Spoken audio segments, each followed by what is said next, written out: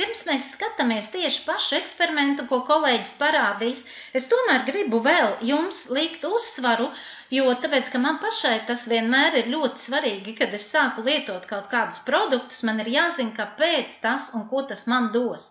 Lūk, jūs redzat kolēģim uz galda Pro balances buņģiņu, kas arī mums jau ir vairākus gadus mājās un vienmēr regulāri mēs to lietojam. Un pateikšu, kas tas ir. Tas ir 100% dabīgs, mineralizēts produkts, kurš sevī ietver kāliju, magniju, kalciju, nātriju, hromu un varu, un nedaudz arī silīciju. Un šis te viss kopums ir ļoti precīzi, pareizi salikts, kā tas ir dabā, un viņš veido gan ūdeni sārmainu, gan arī mūsu ķermeni tādā sārmainības pakāpē, kas dod mums šo enerģiju un veselību un atjauno mūsu darba spējas. Jo tikai īsi pieminot, jums būs iespēja arī mācīties un skatīties manā blogā par šo te lielo problēmu. Mēs ikdienā esam diezgan paskābināti un bieži vien, ja mums nav šīs informācijas, mēs to nezinām un nenojaušam.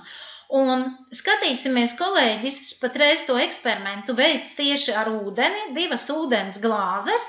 Kā viņš to dara, es jums arī to komentēšu, kas tur notiek un ko jūs darīsiet mājās pēc tam, kad būsiet arī iegādājušies Pro balanci.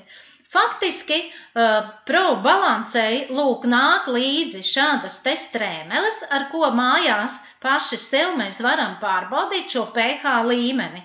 Un redzat, kolēģis tagad rāda, jo būtu normāli, ja mums būtu zilā krāsiņa, tur, kur viņš norāda, kur sākās iezīmētās tās bultiņas.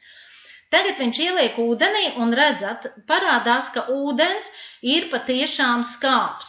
Mēs tālāk redzēsim otrā eksperimentā, kur to ar pH metru vēl ūdenī parādīs tieši pašu skābenumu.